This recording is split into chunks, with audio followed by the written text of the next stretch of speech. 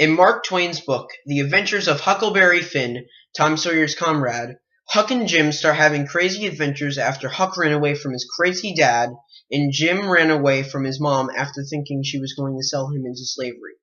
After running away, Jim told Huck about a bad omen of holding snakeskin. Huck stupidly pranked Jim by leaving a snake in his bed, which they believe caused the bad luck they've had so far. Now Huck and Jim are looking for a canoe to replace their raft. By and by, we talked about what we better do and found there weren't no way but just to go along down with the raft till we got a chance to buy a canoe to go back in.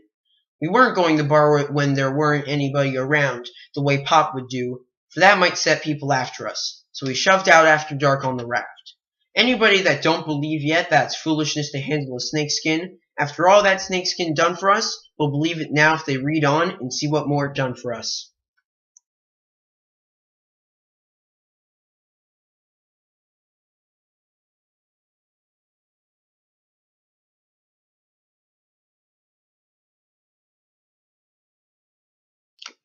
Hey, Jim, do you see the place to buy canoes on the shore?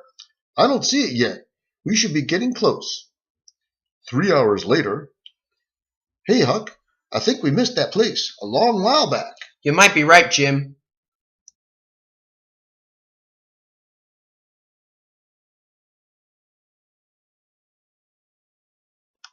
Well, the night got gray and rather thick, which is the next meanest thing to fog.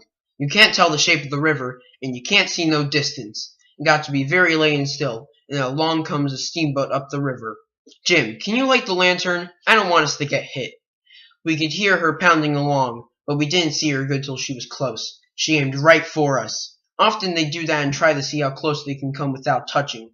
Sometimes the wheel bites off a sweep, and then the pilot sticks out his head and laughs, and thinks he's mighty smart. All of a sudden, she bulged out, and big and scary, with a long row of wide-open furnace doors shining like red-hot teeth, and her monstrous bows and guards hanging right over us. There was a yell of us, and jingling of bells to stop the engines, a powwow of cussing and whistling of steam. Huck, jump! As Jim went overboard on one side and I on the other, she came smashing straight through the raft.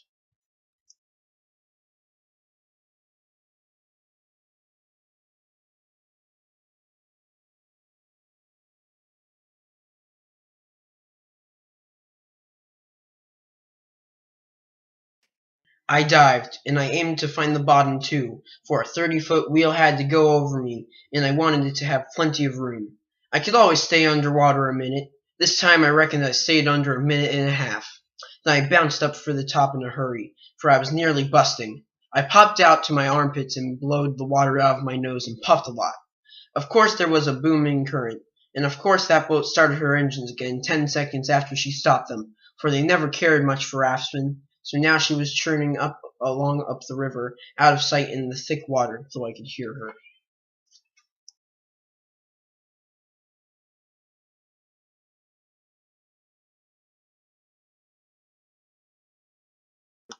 Jim? Hello? Jim? Jim? Are you there?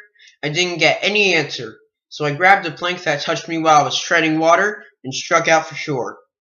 But I made out to see that the drift of the current was towards the left-hand shore, which meant that I was in the crossing.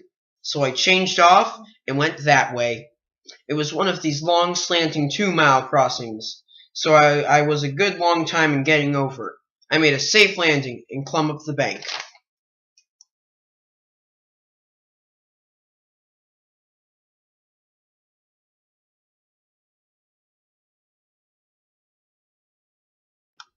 I couldn't see by a little ways, so I went poking along over rough ground for a quarter of a mile or more.